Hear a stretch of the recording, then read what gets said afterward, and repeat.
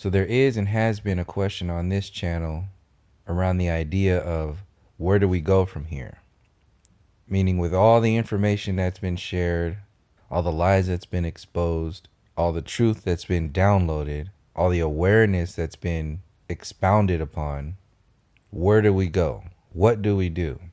And that's a very complex question, because you're talking about 7 billion people, a system of power that's been standing for centuries, mind controls that have been installed into generations of people, beliefs that are so deeply ingrained in the individual that even with every ounce of evidence that you promote, they can have every piece, every document sitting in front of them proving your point, and it won't even be acknowledged as existing, because to defend their own place of where they are right now, they will just jump to the next distraction, deflective talking point, ad hominem attack, whatever it is, to avoid accountability, to avoid responsibility, to avoid the embarrassment, to avoid the work that needs to be done after becoming aware of that information. It's not really a matter of, well, since I know this information, let's do this, because you're incorporating a we. You might know this. They don't know that. They're years, maybe even decades away from even opening up to the idea of knowing whatever that is. So that goes to the question of who's this we that we're talking about? Because your we is not their us. Internet creates the illusion of a we. It further solidifies the illusion of the I, doubles down on the we by creating a community out of illusory I's.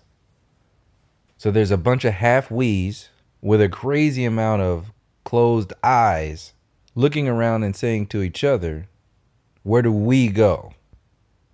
Does this perspective dismiss all of the we work that needs to be done to hold certain people accountable, to affect the change of certain situations? No. In fact, it makes that situation more easy to see. It makes it clear. If you're looking, the only thing is the majority of people are not looking. To look at the world is to look at yourself. If you're looking at the world and haven't looked at yourself with the same intensity that is needed to look at the world, you're only going to be able to see so much and only be able to go so far. Is to help people move in general. Just move. Make progress. Don't be concerned so much with where you have to be or where you have to go. Use that energy to continue to move, to be 10 years ago. Everybody's doing this. So if that's the case and it's constantly changing, then the only constant there is change. So if that's the only constant, then the best case scenario is to affect that change in a positive manner. Produce progress on a micro scale, and if you have the ability, on a macro scale.